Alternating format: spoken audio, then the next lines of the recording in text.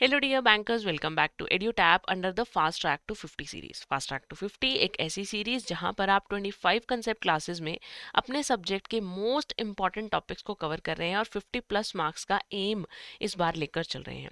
25 classes and 50 plus marks यानी कि series के थ्रू आप डबल बेनिफिट क्लेम कर कर चल रहे हैं।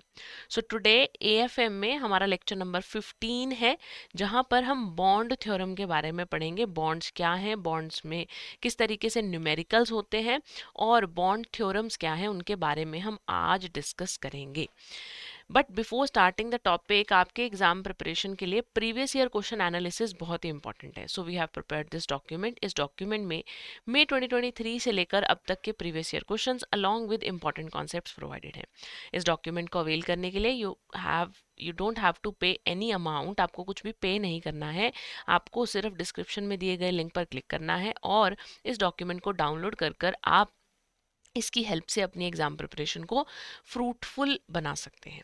So let's start with today's topic कि डेट क्या है।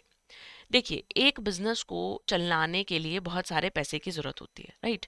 बिजनेस को फिक्स्ड एसेट्स खरीदनी है, बिजनेस को प्रोडक्शन करनी है, या what ever task the business is doing, उसके लिए उसे मनी की रिक्वायरमेंट है। अब मनी बिजनेस के पास दो सोर्सेज से आएगी, या तो डेट से आएगी या फिर इक्विटी से आएगी। ठीक है, इसको हम लॉन्ग टर्म फंड्स भी बोलते हैं। इक्विटी तो क्या है, जो इक्विटी में इन्वेस्ट करने वाले लोग हैं, they are considered the owners of the company, first thing. And जो इक्विटी में इन्वेस्ट करते हैं उनको उनकी कैपिटल पूरी लाइफ टाइम में वापस नहीं मिलती है। What if you want to give a loan to the company, अगर आप बीइंग एन इन्वेस्टर किसी कंपनी को लोन देना चाहते हैं तो क्या करें? Then you should opt for the debt. Debt क्या है? एक तरीके से लॉन्ग टर्म लोन्स हैं जो कि बिजनेसेस को मार्केट से बिजनेसेस फंड लेते हैं, और जो डेट हैं they are secured.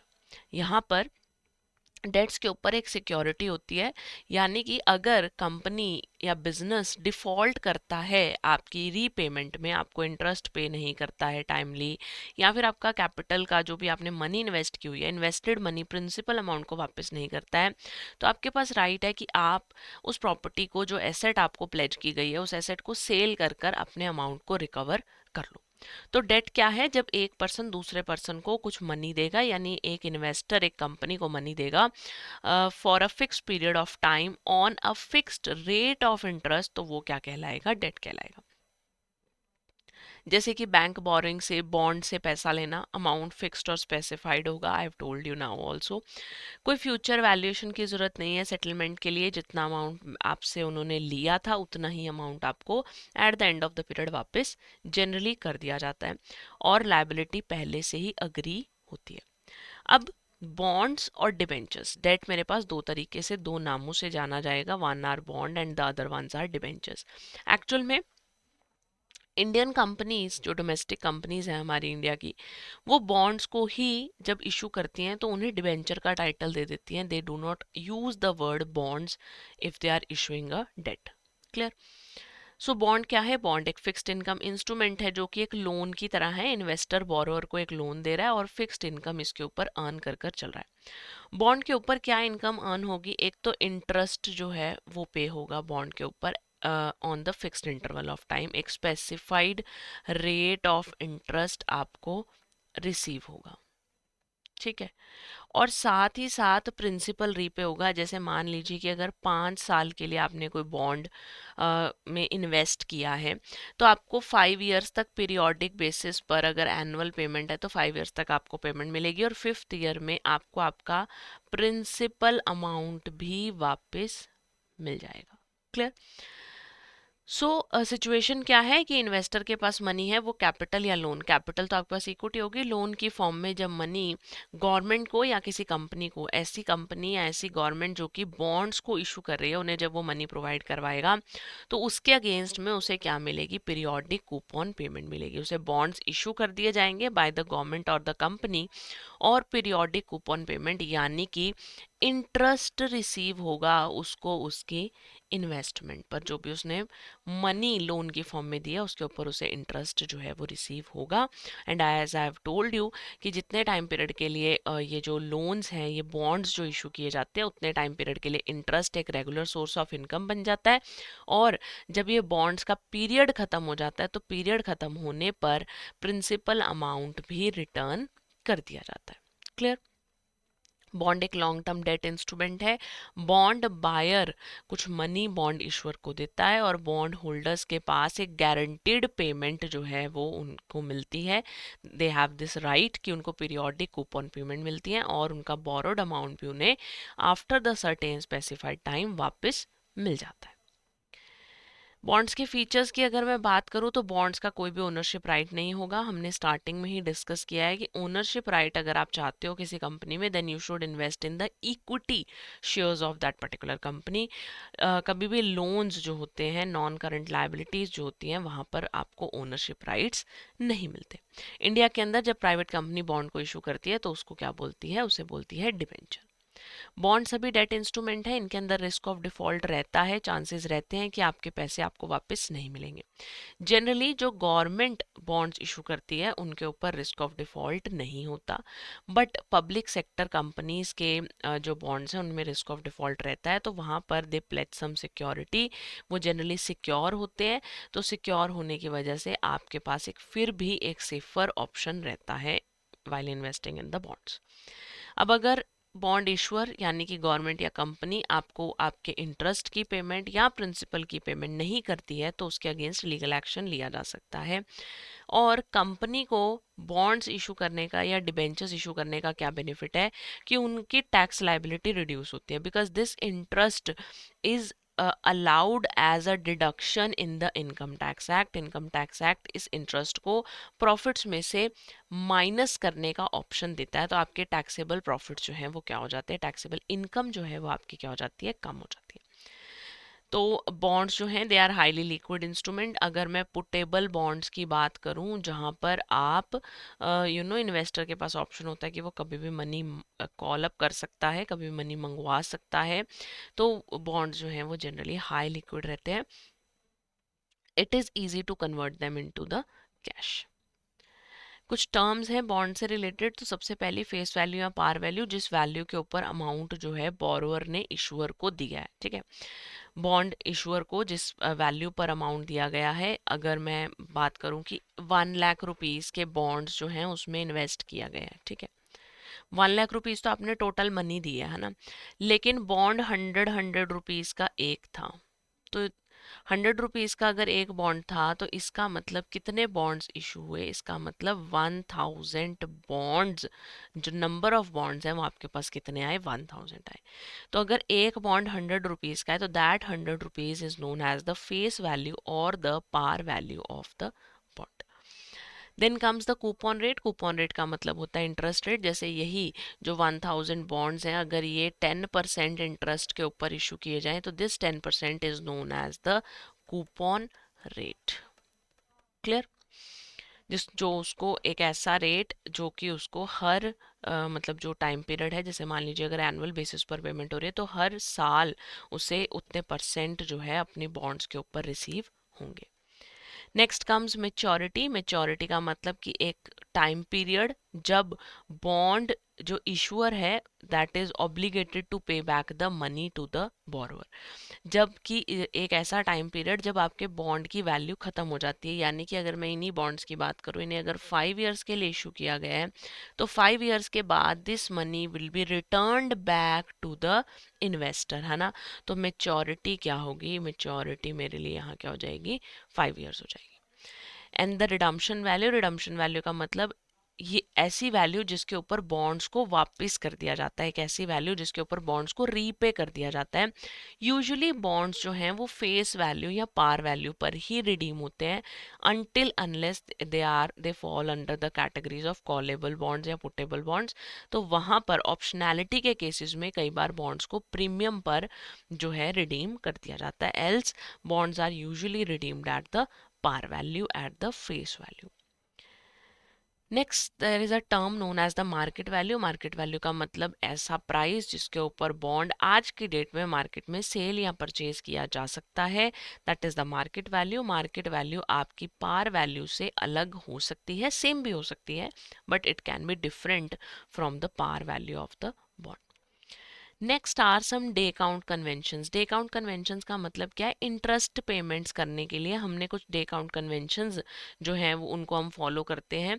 It depends कि कौन सी कंपनी या कौन जो भी बॉन्ड इशुअर है वो कौन सी डे काउंट कन्वेंशन को फॉलो करता है।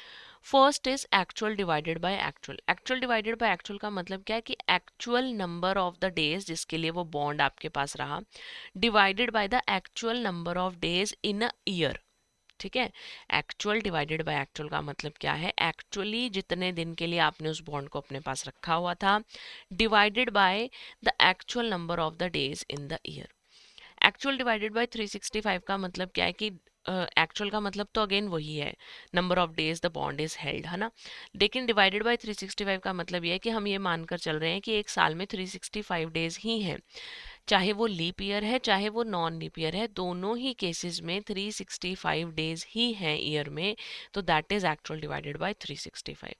एक्चुअल डिवाइडेड बाय 360 एक ऐसा केस जहां पर 360 ये माना जाता है कि एक साल में 360 दिन ही हैं, तो 360 दिनों के हिसाब से कैलकुलेशन की जाती है। And the last one is 30 divide by 360। यहाँ पर मंथ्स के बेसिस पर कैलकुलेशन की जाती है इंटरेस्ट की, और मंथ्स में हर मंथ में 30 डेज ही कंसिडर किए जाते हैं। इवन इफ इट इज़ जनवरी और फेबररी, जहाँ फेबररी में 28 डेज होते हैं वहाँ पर भी 30 डेज एज्यूम किए जाते हैं, और जहाँ पर जनवरी में आपके पास 31 डेज होते हैं वहाँ पर भी 30 डेज ही एज्यूम किए जाते हैं। तो हम ये मानकर चलते हैं कि हर महीने में कितने दिन है, 30 डेज, और टोटल एक ईयर में कितने डेज हैं, 360 डेज हैं एक ईयर के अंदर। क्लियर? अब कुछ बॉन्ड्स के टाइप्स को डिस्कस कर लेते हैं। अलग अलग टाइप के बॉन्ड्स जो हैं वो होते हैं secured, unsecured, some are based on tax, some are based on issuing type, some are based on maturity period। तो सबसे पहले हमारे पास है fixed rate bonds. Fixed rate bonds ऐसे बॉन्ड्स होंगे जो कि फिक्स्ड रेट ऑफ इंटरेस्ट पर इशू किए जाएंगे। ऐसे बॉन्ड्स जिनके ऊपर रेट ऑफ इंटरेस्ट फिक्स है, रेट ऑफ इंटरेस्ट में कोई चेंज नहीं आएगा, मार्केट किसी भी तरीके की चल रही हो, फिक्स्ड रेट ऑफ इंटरेस्ट जिस पे उनको इशू किया जाया गया था, मेच्योरिटी टाइम पीरियड तक उनके ऊपर वही रेट ऑफ इंटरेस्ट, वही कूपन रेट रहेगा। Next are the floating rate bonds. Floating rate bonds क्या होंगे? ऐसे बॉन्ड्स जिनको आप रेफरेंस रेट ऑफ इंटरेस्ट के साथ लिंक कर कर चलते हो। ऐसे बॉन्ड्स जिनमें रेट जो है वो चेंज होता रहता है, coupon rate it changes with the reference rate of interest. अगर रेफरेंस रेट ऑफ इंटरेस्ट में फ्लक्चुएशन आ रही है तो फ्लोटिंग रेट बॉन्ड्स में भी फ्लक्चुएशन आती है। Next ones are zero coupon bonds. Zero coupon bonds ऐसे जो कि डिस्काउंट पर इशू किए जाएंगे और पार वैल्यू पर रिडीम किए जाएंगे। देखिए नाम ही बता रहा है जीरो कूपन। जीरो कूपन का मतलब है इनके ऊपर कूपन रेट कितना है, 0%। अब अगर किसी बॉन्ड के ऊपर कूपन रेट 0% है तो जिसने बॉन्ड्स में मनी इन्वेस्ट की है उसको क्या बेनिफिट है? तो उसको ये बेनिफिट है कि उसे जब बॉन्ड्स इशू किए गए तो बॉन्ड्स डिस्काउंट पर इशू किए गए, लेकिन जब उसे मनी रिटर्न की जाएगी at the end of the maturity period तो उसे पार वैल्यू जो है वो दी जाएगी। मान लीजिए एक बॉन्ड 100 रुपीज़ का था वैसे, लेकिन आपने उसको 85 रुपीज़ पे इशू करा और रिडीम कितने पे आपने करना है उसे, 100 रुपीज़ पे। तो जो ये 15 रुपीज़ पर बॉन्ड है that is the income for this zero coupon bond holder. Clear? Next are high yield bonds. High yield bonds वो बॉन्ड्स होंगे जिनके ऊपर आपको generally high rate of interest receive होता है। इनको हम जंक बॉन्ड्स इसलिए बोलते हैं because they are more risky than the other categories of bond. ज़्यादा रिस्की होने की वजह से इन्हें जंक बॉन्ड्स कहा जाता है। Next ones are convertible bonds. ऐसे बॉन्ड्स जिनके पास ऑप्शन है कि ये खुद को कन्वर्ट करवा सकते हैं इक्विटी में। They have the option that they can get themselves converted into equity shares if they want. Next category inflation index funds. Inflation index funds ऐसे होंगे जो कि जहाँ पर प्रिंसिपल और इंटरेस्ट पेमेंट्स इन्फ्लेशन के साथ मैचअप की जाएंगी। अगर इन्फ्लेशन जो है वो बढ़ती है तो प्रिंसिपल और इंटरेस्ट पेमेंट्स को भी बढ़ा दिया जाएगा अकॉर्डिंगली। अदर इंडेक्स फंड्स, किसी और चीज़ के साथ इंडेक्स अगर आपने कर दिया है, तो जैसे मान लीजिए आपने इक्विटी के साथ लिंक कर दिया, तो इक्विटी जिस जिस तरीके से कंपनी की बढ़ेगी उतने उनके बॉन्ड्स की वैल्यू भी बढ़ती जाएगी। Next are asset back security, जैसे मैंने आपको बताया था बॉन्ड्स में रिस्क भी होता है ना, तो रिस्क होने की वजह से उनके ऊपर एक बैकिंग लगा दी जाती है किसी एसेट की, कि अगर डिफ़ॉल्ट होगा पेमेंट में, इन चाहे कूपन पेमेंट में चाहे प्रिंसिपल पेमेंट में, तो जो वो पर्टिकुलर बॉन्ड होल्डर्स हैं उन्हें उनका नुकसान ना हो, तो वो अपनी एसेट को, जो भी एसेट प्लेज्ड है, सिक्योर्ड है, उसे सेल कर कर मनी को रिकवर कर सकते हैं। सबॉर्डिनेट बॉन्ड्स ऐसे बॉन्ड्स होंगे जिन बॉन्ड्स के ऊपर लो प्रायोरिटी जो है वो दी जाएगी। देखिए, जब रीपेमेंट की मैं बात करूं, लिक्विडेशन का क्या मतलब होता है, जब बिजनेस एक शट डाउन होता है ना, अगर बिजनेस शट डाउन होता है तो सबसे पहले बॉन्ड्स और डिबेंचर्स का पैसा ही वापस किया जाता है। Clear?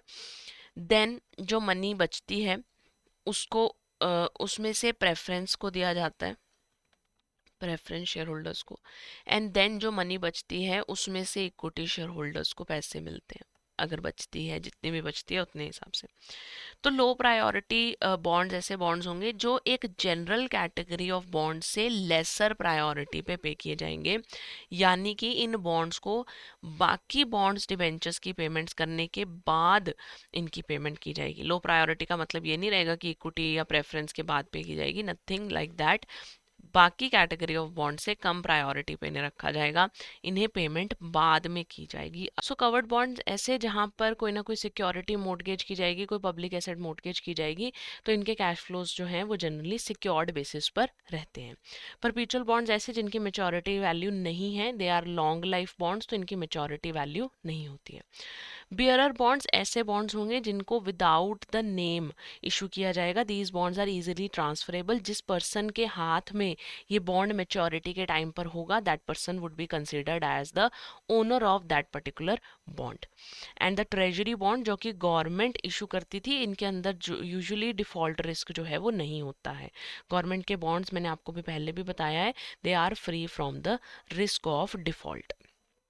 Next comes optionality in bonds. Optionality in bonds का मतलब क्या है कि देखिए, जैसे हम बात कर रहे हैं कि एक कंपनी है एबीसी लिमिटेड जिसने बॉन्ड्स को इशू किया है, and the person who has invested money in the bonds of ABC limited, उसे क्या कहा जाएगा? बॉन्ड होल्डर कहा जाएगा। इसके पास 500 करोड़ थे, he issue he you know gave the money to the bond issuer, और इसको बॉन्ड इशूअर कंपनी ने 5 ईयर के बॉन्ड्स इशू किए और इनके ऊपर इंटरेस्ट पे किया 9% के हिसाब से सेमी एनुअल बेसिस पे, यानी हर 6 महीने में 9% इंटरेस्ट, या मैं अगर टोटल बात करूं तो 18% पर एनम इंटरेस्ट इस बॉन्ड होल्डर को प्रोवाइड किया जा रहा है। क्लियर?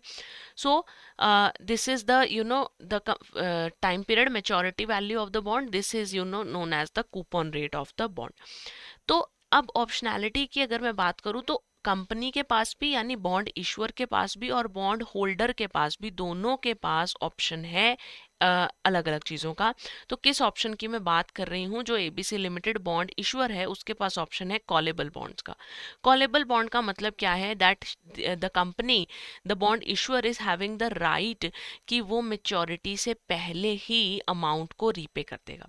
मैंने अभी आपको बताया था कि बॉन्ड्स जो हैं उनकी जो मेच्योरिटी वैल्यू होती है, it is sometimes more than the face value. Premium पे मेच्योर किए जाते हैं वो ज़्यादातर कॉलेबल बॉन्ड्स होते हैं, जिन्हें प्रीमियम पर जो है मेच्योर किया जाता है, क्योंकि बॉन्ड इशूअर टाइम से पहले बॉन्ड होल्डर का पैसा वापस कर रहा है, तो वो पार या प्रीमियम किसी भी तरीके से उस पेमेंट को कर सकता है। नेक्स्ट इज बॉन्ड होल्डर के पास एक ऑप्शन होता है। क्या ऑप्शन होता है? पुटेबल बॉन्ड्स का, कि बॉन्ड होल्डर के पास राइट है कि वो इश्यूअर कंपनी को फोर्स कर सकता है कि मेरा पैसा मुझे मेच्योरिटी डेट से पहले वापस करो। इनको रिट्रैक्टेबल बॉन्ड्स भी कहा जाता है। Clear? Moving ahead, debt repayment के मेथड्स की कुछ बात कर लेते हैं। 3 मेथड्स हैं डेट रीपेमेंट के which are very common. First one is equally monthly quarterly instalment of principal and interest. देखिए, प्रिंसिपल की जो इंस्टॉलमेंट रहेगी वो फिक्स्ड रहेगी, यानी कि इक्वल इंस्टॉलमेंट किसकी है? प्रिंसिपल की है, और इंटरेस्ट को आप अलग से ऐड कर कर चल रहे हो। ऑन द अदर हैंड एक मेथड ये है जहां पर प्रिंसिपल और इंटरेस्ट को मिलाकर आप क्या कर रहे हो, इक्वेटेड मंथली इंस्टॉलमेंट निकाल रहे हो, यानी प्रिंसिपल और इंटरेस्ट को मिलाकर ऑन द टोटल बेसिस आपकी इंस्टॉलमेंट जो है वो सेम रहती है। जैसे आप ईएमआईज जो पे करते हो वो इक्वेटेड मंथली पर चलती है। And one is the bullet और बलून रीपेमेंट, जहां पर कंप्लीट लोन जो है वो एक साथ पे कर दिया जाता है at the end of the period along with the accumulated interest, जितना भी इंटरेस्ट उसके ऊपर बनता है फॉर द होल पीरियड उस इंटरेस्ट को ऐड करने के बाद। तो सबसे पहले इक्वल मंथली क्वार्टरली इंस्टॉलमेंट को समझ लेते हैं कि प्रिंसिपल की इंस्टॉलमेंट सेम रहेगी और इंटरेस्ट को ऐड किया जाएगा सेपरेटली। तो जैसे मान लीजिए कि आपका एक फ्रेंड है, उसने 1000 रुपीज़ आपसे बोरो किए और वो आपको मंथली बेसिस पर पैसे देना चाहता है rather than all at the ones. तो यहाँ पर उसने आपको 8% इंटरेस्ट रेट जो है वो आपका अग्री हुआ है, 8% पर एनम। तो अगर मैं 8% पर एनम को देखूं कि मंथ बेसिस पर मेरा कितना निकलेगा, तो it will come out to be 0.667% per month. Clear? तो अब मैं हर महीने कितना इंटरेस्ट लगाऊंगी, 0.667। अब मैंने क्या किया कि मेरा टोटल अमाउंट कितना था, प्रिंसिपल अमाउंट 1000 को जब मैंने 12 से डिवाइड किया आई गॉट 83.33। ठीक है, मेरे पास 83.33 आया, यानी हर महीने मेरी प्रिंसिपल रीपेमेंट कितनी हुई, 83.33। अब इंटरेस्ट कैसे कैलकुलेट होगा, पहले इंटरेस्ट 1000 बैलेंस था तो 1000 का मैंने कैलकुलेट किया 0.667%, तो 6.67 आ गया, प्लस 83.33, तो 83.33 प्लस 6.67, तो मेरे पास 90 रुपीज़ आ गया। देन नेक्स्ट टाइम मैंने इंटरेस्ट 916.67 पे कैलकुलेट किया, उससे नेक्स्ट टाइम मैंने इंटरेस्ट 833.34 पर कैलकुलेट किया, और टोटल पेमेंट्स जो हैं वो मेरी with the period of time, जैसे जैसे टाइम पीरियड क्लोज आता जा रहा है, मेरी इंटरेस्ट पेमेंट भी कम होती जा रही है, मेरी टोटल पेमेंट भी कम होती जा रही है, लेकिन जो मेरी मंथली इंस्टॉलमेंट है प्रिंसिपल की, वो principal instalment for the 12 months क्या है, सेम है। Next one is equated monthly और quarterly instalment of principal and interest. तो यहाँ पर हम पहले एक ईएमआई कैलकुलेट करेंगे। ईएमआई किस तरीके से कैलकुलेट होगी, फॉर्मूला रहेगा principal multiply rate 1 plus rate power n and 1 plus rate power N minus 1, this would be the formula. इस फॉर्मूला का फॉलो करते हुए you will calculate the EMI first.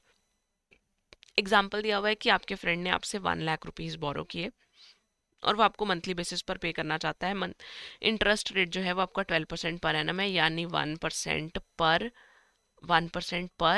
Month हो गया आपका रेट। सिंपल है।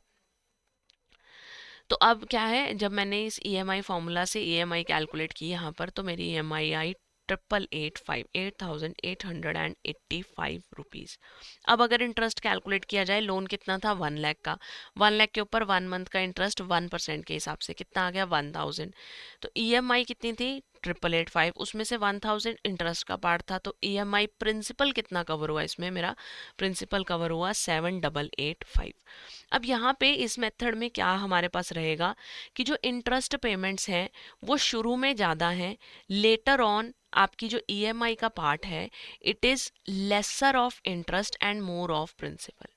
ईएमआई का पार्ट जो हम ईएमआई पे कर रहे हैं, ईएमआई तो सेम है हर महीने, लेकिन ईएमआई में स्टार्टिंग में इंटरेस्ट का पार्ट ज़्यादा है, प्रिंसिपल कम कवर हो रहा है, और जैसे जैसे टाइम पीरियड बढ़ता जा रहा है इंटरेस्ट कम होता जा रहा है और प्रिंसिपल रीपेमेंट ज़्यादा होती जा रही है। Clear? Third one is bullet balloon repayment. ये आपका फॉर्मूला रहेगा A into 1 plus I power N minus 1 upon I, I मतलब rate of interest and N मतलब नंबर ऑफ ईयर्स। तो जो आपके पास यहाँ पर क्या कर रहे हैं, हम पूरा लोन पे जो है वो अलॉन्ग विद इंटरेस्ट एक ही बार में पे कर दिया जाता है। तो यहाँ पर अमाउंट को आप कंपाउंड इंटरेस्ट के फॉर्मूला से भी सॉल्व कर कर कैलकुलेट कर सकते हो, बहुत ज़्यादा कॉम्प्लेक्स यहाँ पर कैलकुलेशन नहीं है। अब बात करते हैं बॉन्ड्स की वैल्यू की। तो देखिए, जैसे एक बॉन्ड है जो कि फ्यूचर कैश फ्लोज जनरेट कर रहा है, तो हमें उस बॉन्ड की प्रेजेंट वैल्यू निकालना बहुत ज़रूरी है। आज हमें पता होना चाहिए कि कितनी हमारे पास उस बॉन्ड की प्रेजेंट वैल्यू है। तो हमारे पास ये फॉर्मूला रहता है बॉन्ड की प्रेजेंट वैल्यू निकालने के लिए या वैल्यू ऑफ बॉन्ड निकालने के लिए। समीशन लेते हैं हम ऑफ इंटरेस्ट 1 प्लस के डी पावर टी एंड जो हमारे पास रिडीमेबल वैल्यू होती है 1 upon k d power n. K d का मतलब है cost of debt, cost of capital आप इसे कह सकते हो। क्लियर? तो वैल्यू ऑफ बॉन्ड्स आपकी इस तरीके से निकल जाएंगी। If you are able to remember और रिकॉल, हमने ना एक एनुटीज में फॉर्मूला किया था प्रेजेंट वैल्यू निकालने का और फ्यूचर वैल्यू निकालने का, है ना। तो अगर हम वही प्रेजेंट वैल्यू वाला फॉर्मूला लगाते हैं तो हम तब भी इस कैलकुलेशन को बहुत इजीली कर पाएंगे। कैसे हमारा होगा यहाँ पर, जैसे आपको ये फॉर्मूला गिवन है, तो अगर मान लीजिए मैंने कोई बॉन्ड में इन्वेस्ट किया जो कि 4 इयर्स के लिए बॉन्ड जो है वो इशू किया गया, ठीक है। उसके ऊपर 10% कूपन रेट था, 100% उसकी फेस वैल्यू थी, ठीक है। अगर 100% फेस वैल्यू थी, 10% कूपन रेट था, यानी मेरे को इंटरेस्ट कितना मिलेगा, मुझे इंटरेस्ट 10 रुपीज़ मिलेगा और मेरी जो फेस वैल्यू, मुझे जो रिडम्पशन वैल्यू है वो मेरी कितनी रहेगी, 100 रुपीज़ रहेगी। तो अगर मैं इसको अपने वही जो हमने एनुटीज़ में फॉर्मूला सीखा था उससे प्रेजेंट वैल्यू निकालने की कोशिश करूँ, या फिर जो अगर मैं उसको ये कहूँ कि वैल्यू ऑफ बॉन्ड कैसे निकलेगी, तो कैसे निकलेगी, आपको 4 बार तो इंटरेस्ट पे होगा, है ना। फर्स्ट ईयर में, सेकेंड ईयर में, थर्ड ईयर में एंड फोर्थ ईयर में, और फोर्थ ईयर के एंड में आपको फेस वैल्यू भी रीपे होगी। तो सबकी प्रेजेंट वैल्यू निकाल दो। प्रेजेंट वैल्यू निकालने का फॉर्मूला क्या था कि आप इंटरेस्ट को डिवाइड कर दो 1 plus interest rate power n के साथ, यही फॉर्मूला था। तो मेरे पास इंटरेस्ट कितना है, 10 divided by 1 plus interest rate क्या है यहाँ 0.10 पावर 1, यहाँ आ जाएगा 10 upon 1.1 power 2, 10 upon 1.1 power 3, 10 upon 1.1 power 4 and last में 100 upon 1.1 power 4।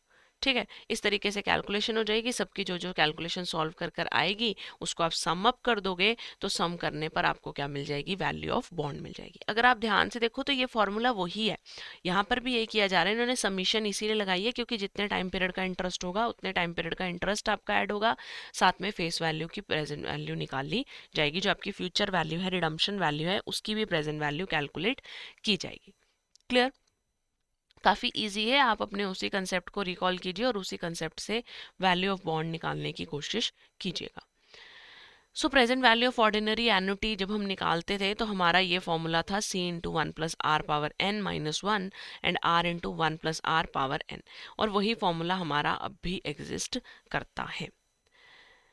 Semi annual interest अगर बॉन्ड्स के ऊपर होगा तो आप इंटरेस्ट को 2 से डिवाइड कर दोगे, और अगर मैं अपने मेथड के हिसाब से बात करूं तो जो मैंने अभी एग्जांपल लिया वहाँ 3 इयर्स था मेरा टाइम पीरियड, है ना। तो मैं उसको 3 इयर्स है तो मेरी इंस्टॉलमेंट कितनी चली जाएंगी, वहाँ 6 इंस्टॉलमेंट चल जाएंगी, और जो मुझे इंटरेस्ट रेट पर एनम के हिसाब से दिया होगा मैं उसको सेमी एनम के हिसाब से जो है वो कैलकुलेट कर लूँगी, डिवाइड बाई 2 कर कर।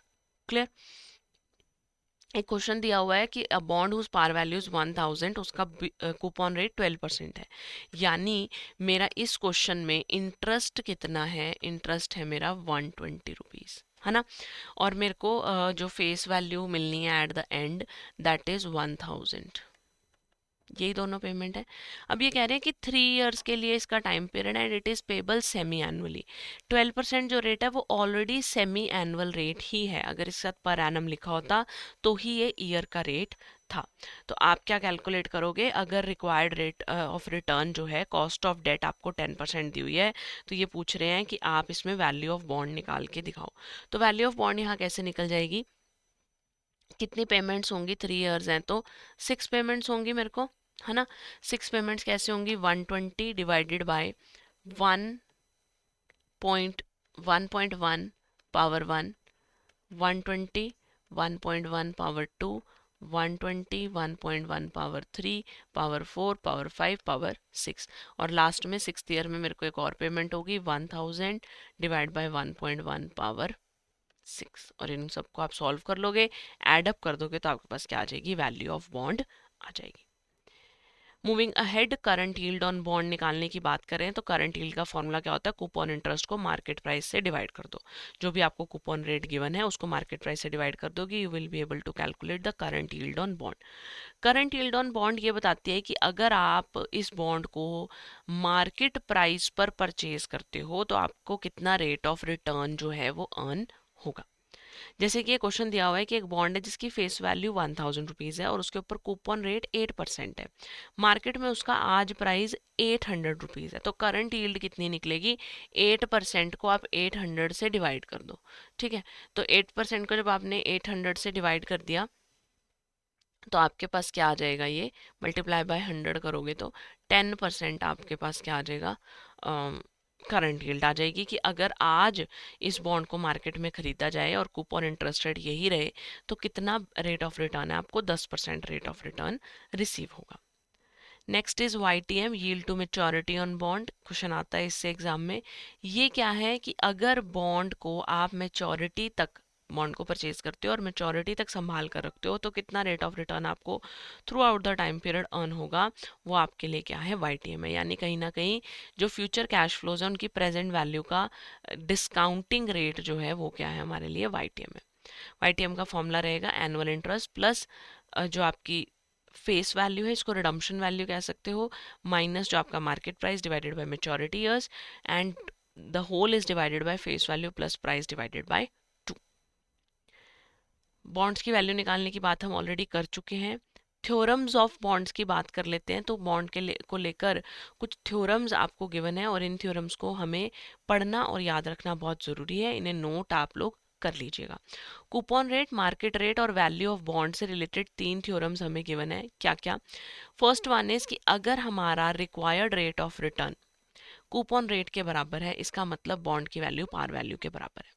अगर required rate of return coupon rate के बराबर है, जो आपका कॉस्ट ऑफ डेट है, कॉस्ट ऑफ बॉन्ड है, अगर वो कूपन रेट के बराबर है तो बॉन्ड की वैल्यू पार वैल्यू के बराबर है।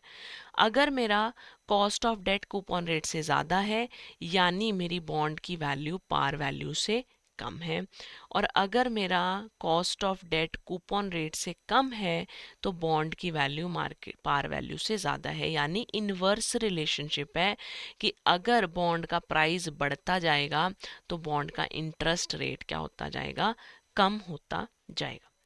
तो जैसे मान लीजिए कि अगर आपका YTM 10 है तो आपका प्राइस 100 है, अगर आपका YTM 10 की जगह 11 हो गया तो प्राइस कम हो गया। इन्वर्स रिलेशन है ना, इंटरेस्ट और प्राइस का इन्वर्स रिलेशन है। अगर आपका YTM 11 हुआ तो आपका प्राइस क्या हो गया, कम हो गया। जब आपका YTM 9 हुआ तो आपका प्राइस बढ़कर कितना चला गया, 102 चला गया। यानी ये जो रिलेशनशिप है ये क्या रिलेशनशिप है, इन्वर्स रिलेशनशिप एग्जिस्ट करता है। अब बात करते हैं coupon rate, market rate and price of bond. यहाँ पे हमने बात की थी वैल्यू ऑफ बॉन्ड की। प्राइस ऑफ बॉन्ड के केस में दो आपके पास थ्योरम्स रहेंगी। अगर कूपन रेट आपका मार्केट रेट से अगर आपका मार्केट रेट कूपन रेट से ज़्यादा है तो डिस्काउंट जो है वो आपका डिक्लाइन करता जाएगा जैसे जैसे मेच्योरिटी अप्रोच करेगी।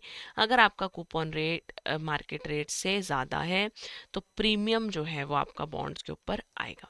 ठीक है, याद रखेंगे, अगर आपका कूपन रेट ज़्यादा है तो प्रीमियम होगा और अगर आपका कूपन रेट कम है तो इसका मतलब डिस्काउंट की सिचुएशन एग्जिस्ट करेगी।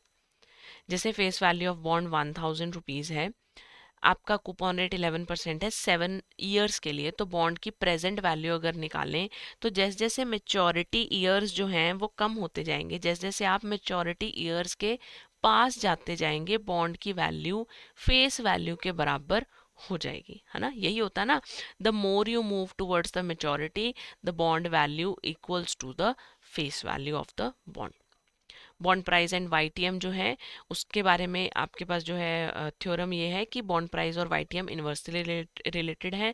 बॉन्ड का प्राइस बढ़ेगा तो YTM कम हो जाएगा, बॉन्ड का प्राइस कम होगा तो YTM बढ़ जाएगा। टर्म ऑफ मेच्योरिटी और प्राइस सेंसिटिविटी की अगर मैं बात करूं तो YTM और कूपन रेट का जो भी डिफरेंस होगा, अगर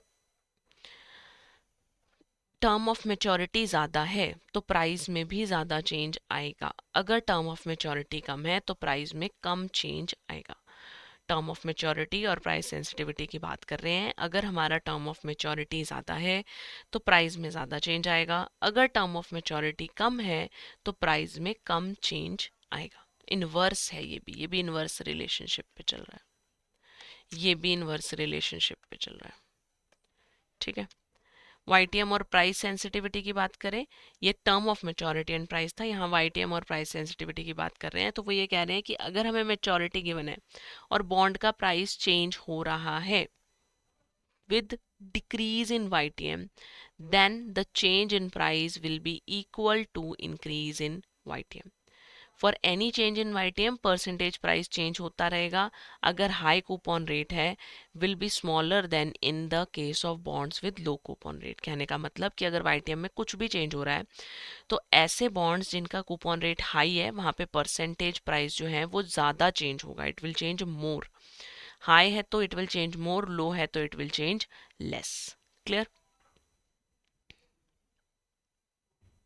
और इस बात को खास ध्यान रखेंगे कि YTM में चेंज होने से जिन बॉन्ड्स का हायर YTM है वो ज़्यादा अफेक्ट होते हैं, they will affect more, they affect more than the bonds with the lower YTM। Bond की ड्यूरेशन की बात कर लेते हैं। ड्यूरेशन और मेच्योरिटी से कंफ्यूज नहीं होंगे। मेच्योरिटी होता है कंप्लीट टाइम पीरियड जब तक बॉन्ड जो है वो एग्जिस्ट करेगा। ड्यूरेशन होती है कि कितने टाइम में आपका पैसा जो है वो रिकवर हो गया एक पर्टिकुलर बॉन्ड के ऊपर। ड्यूरेशन ये है कि आपको इंटरेस्ट रेट का रिस्क जो है वो बियर अप नहीं करना पड़ेगा अगर होल्डर उसको मतलब एक स्पेसिफाइड टाइम पीरियड तक संभाल कर रखता है। तो यूजुअली जो आपकी ड्यूरेशन है वो मेच्योरिटी वैल्यू से, मेच्योरिटी पीरियड से कम होती है। ठीक है, सिर्फ जीरो कूपन बॉन्ड्स ऐसे बॉन्ड्स हैं जहां पर आपके पास ड्यूरेशन और मेच्योरिटी पीरियड बराबर होता है, otherwise always the duration is less than the maturity. Duration calculate करने का बहुत लंबा सा एक मेथड है, इसको हम मैकलेस ड्यूरेशन भी बोलते हैं। थोड़ा लेंदी है, lesser chances of this type of question in examination. तो इसके कुछ स्टेप्स हैं, स्टेप वाइज फार्मूला को हम देखते हैं कि क्या फार्मूला हमारे पास बनेगा। Determine the cash flows from the holding of the bond. अगर हमारे पास एक बॉन्ड है, मान लीजिए वो bond n number of years के लिए हमारे पास है, तो कैश फ्लोज क्या होंगे? इंटरेस्ट होंगे हमारे पास, फिर उसके बाद मुझे फेस वैल्यू मिलेगी कब? जब मेरा nth ईयर आ जाएगा। आप इसको याद रखने के लिए 6 ईयर्स कर लो, तो यहाँ पर मेरे पास 6 ईयर्स के बाद मुझे फेस वैल्यू मिलेगी और 6 साल तक मुझे इंटरेस्ट मिलेगा। ऐसा ही होगा। फिर आप इनकी प्रेजेंट वैल्यूज निकाल लो। इन सब की प्रेजेंट वैल्यू निकालने के लिए क्या करेंगे? मान लो अगर 6 ईयर्स की बात कर रही हूँ मैं, तो interest 1 plus interest rate, then interest 1 plus interest rate power 2, यहाँ 1 थी, फिर interest 1 plus interest rate power 3,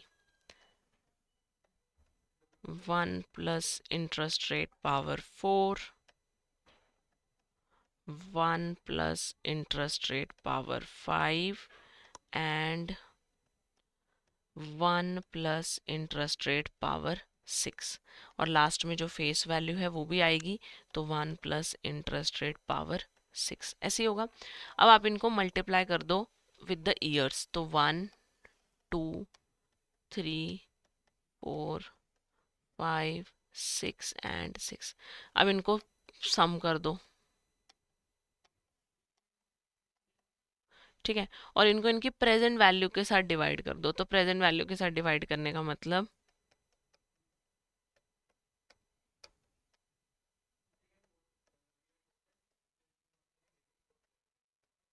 ऐसे ही थर्ड फोर्थ फिफ्थ ईयर का आ जाएगा और फेस वैल्यू आ जाएगी।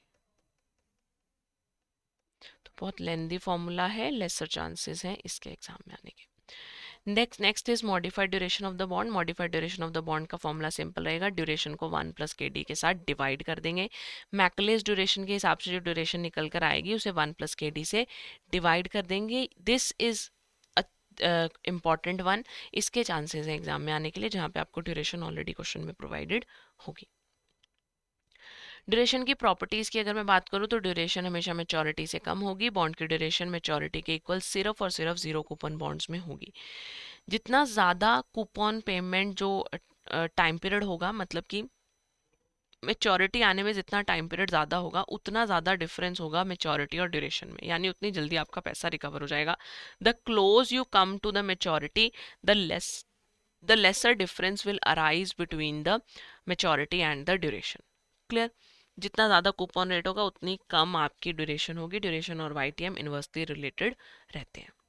आज वाले कंसेप्ट को रिवाइज करने के लिए कुछ क्वेश्चंस कर लेते हैं। Consider the following statements. Bondholders have ownership rights in the company. No, this is not right. Equity shareholders के पास ओनरशिप राइट होते हैं। Bonds carry fixed interest payment, बिल्कुल। And government bonds are free from default risk, this is also correct, यानी 2 and 3 are correct. Option B आपका right answer होगा।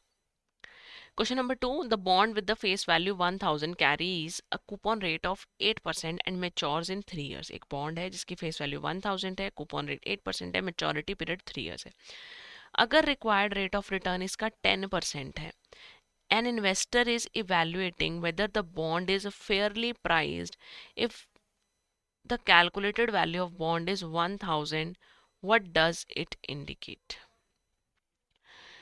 ये आपको क्या इंडिकेट कर रहा है कि बॉन्ड प्रीमियम पे ट्रेड कर रहा है, बॉन्ड डिस्काउंट पे ट्रेड कर रहा है, कूपन रेट और bond rate required rate of return equal है, या बॉन्ड के अंदर कोई रिस्क नहीं है। देखिए, बॉन्ड की फेस वैल्यू ऑलरेडी 1000 है, कूपन रेट 8% है और रिक्वायर्ड रेट ऑफ रिटर्न आपका 10% है। उन्होंने बोला कि इन्वेस्टर इसको कह रहा है कि बॉन्ड की वैल्यू फेयर है, तो उसने बॉन्ड की वैल्यू जब कैलकुलेट करी तो उसे बॉन्ड की वैल्यू कम मिली फ्रॉम 1000 रुपीज। ठीक है, the coupon rate here is less than the cost of debt. जो रिक्वायर्ड रेट ऑफ रिटर्न है उससे कूपन रेट जो है वो हमारा कम है, यानी कि जो हमारा बॉन्ड है वो डिस्काउंट पर ट्रेड कर रहा है। मैंने आपको बोला था ना, जब मेरा यहाँ पर कम होगा तो बॉन्ड, और ऊपर से बॉन्ड की वैल्यू जो है वो कम है 1000 से, तो बॉन्ड जो है वो डिस्काउंट पर ट्रेड कर कर चल रहा है। क्वेश्चन नंबर 3, एक बॉन्ड है, उसकी face value, coupon rate, market price और मेच्योरिटी आपको गिवन है और आपको कंपैरिजन बोला है वाईटीएम और करंट यील्ड का। तो दोनों कैलकुलेट कर लेते हैं पहले। वाईटीएम कैसे कैलकुलेट होगा मेरे पास इसमें? वाईटीएम कैलकुलेट करने के लिए क्या फॉर्मूला रहेगा? Annual interest plus face value minus market price divided by maturity years and divided by face value plus market price divided by 2। तो एनुअल इंटरेस्ट मेरे पास यहाँ पर कितना आ जाएगा? 100। ये हमारे पास हो जाएगा 1000 minus 900 divided by 1 whole, it would be divided by 1000 plus 900 divided by 2। तो ऊपर आ जाएगा 200, नीचे आ जाएगा 950। तो मेरे पास कुछ 21 पॉइंट समथिंग यहाँ पर आएगा, इट वुड बी 21.05%।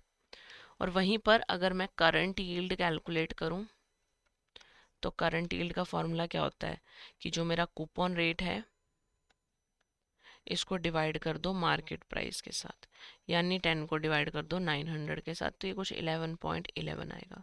तो यहाँ पर मेरा वाईटीएम जो है it is more than the current yield, यानी ऑप्शन बी जो है वो सही आंसर होगा। क्वेश्चन नंबर 4, एक कॉलेबल बॉन्ड है जो कि 12% कूपन रेट पर इशू किया गया, मार्केट इंटरेस्ट रेट 8% पे चला गया। अब इन्वेस्टर्स के पर्सपेक्टिव से क्या बात सही होगी कि bond price rises significantly and stays high, bond will not be called, investor faces reinvestment risk and investor earns extra capital gain।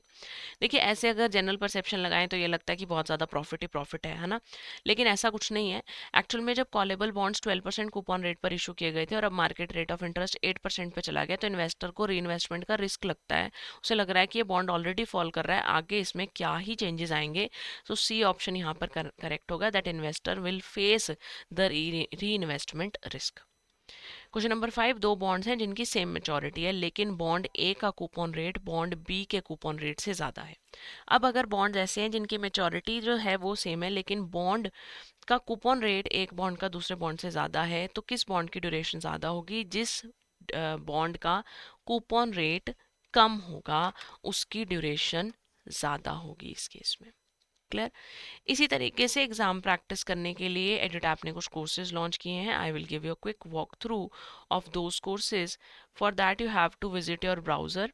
वहाँ जाकर सर्च करेंगे edutap.in पर। वेबसाइट विजिबल होगी, कोर्सेज सेक्शन में जाएंगे एंड जैब कोर्सेज पर click करेंगे, आपको जैब के सभी कोर्सेज यहाँ पर विजिबल होंगे। स्क्रॉल डाउन कीजिए, the complete full package course master course, एकदम डिटेल्ड एग्जाम प्रिपरेशन करने के लिए जो आपके पास कोर्स है that is the master course. यहाँ पर आपको कंसेप्ट क्लासेस मिल जाएंगी, 15-20 मिनट्स की शॉर्ट कंसेप्ट क्लासेस रहेंगी considering various parts of a single chapter. तो आप थोड़े टाइम बेसिस में अपने सिलेबस को in the deep detail cover up कर सकते हैं। मास्टर कोर्स में अब आपको लाइव क्रैश कोर्स का एक्सेस भी मिल जाएगा, कंसेप्ट नोट्स मिलेंगे, previous year question chapter wise और फुल लेंथ मॉक टेस्ट मिलेंगे प्रैक्टिस के लिए। So I would say one stop solution है, एक ही जगह पर आपकी सारी प्रैक्टिस हो जाएगी अंडर द मास्टर कोर्स, एकदम डिटेल्ड तसल्ली से प्रिपरेशन आप यहाँ पर कर सकते हैं। अगर आप टाइम कंसिडर करते हुए मे अटेम्प्ट के लिए प्रिपेयर कर रहे हैं तो उस टाइम के लिए fast track preparation is the best option right now. Fast track preparation के लिए आप हमारे लाइव क्रैश कोर्स को ज्वाइन कर सकते हैं, बैच 5 इज़ करेंटली रनिंग। यहाँ पर आपको मॉर्निंग और इवनिंग में लाइव क्लासेस मिल जाएंगी। 60 कंसेप्ट क्लासेस में आपका कंप्लीट JIIB का जो सिलेबस है उसके मोस्ट इंपॉर्टेंट टॉपिक्स इस कोर्स में कवर हो जाएंगे। You will be easily able to achieve your marks in the examination. इस कोर्स में आपको लाइव क्लासेस के साथ साथ concept notes, previous year question और प्रैक्टिस के लिए मॉक टेस्ट मिल जाएंगे chapter wise as well as full length. ये जो कोर्स है लाइव क्रैश कोर्स, यहाँ पर आपको स्ट्रैटेजी कॉल्स, डिस्कशन फोरम और फोर्टनाइट बेसिस पर मेंटर टॉक भी अवेलेबल होगी। अगर आपको लगता है कि आप एग्जाम प्रिपरेशन अच्छे से कर चुके हो, आपको सिर्फ एग्जाम ओरिएंटेड MCQs करने हैं, एग्जाम एनवायरनमेंट को फील करना है, for that you can join a test series. इस टेस्ट सीरीज में आपको चैप्टर वाइज और फुल लेंथ मॉक टेस्ट मिल जाएंगे, जहां पर आप एग्जाम लेवल के हिसाब से MCQs को कवर अप कर सकते हैं। फुल लेंथ मॉक टेस्ट में आपको टाइम बाउंडेशन भी रहेगी जैसे एग्जामिनेशन में रहती है, और कंप्लीट आप 100 मार्क्स का पेपर अटेम्प्ट कर सकते हैं। इंडिविजुअल सब्जेक्ट की प्रिपरेशन के लिए आप सब्जेक्ट स्पेसिफिक मास्टर कोर्स को भी ज्वाइन कर सकते हैं। यहाँ पर भी आपको कंसेप्ट क्लासेस मिल जाएंगी, लाइव क्लासेस मिल जाएंगी, लाइव क्रैश कोर्स वाली, और previous year question, full length mock test और चैप्टर वाइज मॉक टेस्ट तो मिलेंगे ही मिलेंगे। अगर आप हमारे को जज करना चाहते हो कि हम किस तरीके का पढ़ा रहे हैं, for that you can join a 3 hour trial course. 1 रुपये की पेमेंट से आपको यहाँ पर 24 आवर्स के लिए मास्टर कोर्स का एक्सेस मिल जाएगा, जिसमें आप 24 आवर्स के अंदर अपने मास्टर कोर्स को एक्सेस कर सकते हो। You will be able to understand कि क्या क्या फैसिलिटीज़ आपको उस कोर्स में प्रोवाइडेड है। जब भी आप इन कोर्सेज के लिए खुद को एनरोल करें तो प्रिवेलेंट डिस्काउंट कूपन को लगाना ना भूलें, सो दैट आपको मैक्सिमम डिस्काउंट की अवेलेबिलिटी हो पाए। आज वाले सेशन से related doubt queries comment box में लिखकर आप मुझसे पूछ सकते हो। साथ ही साथ आप हमें कॉल और ईमेल भी कर सकते हो hello@edutap.co.in पर। मिलते हैं अगले सेशन में। Till then keep studying, keep practising and all the best for your examination.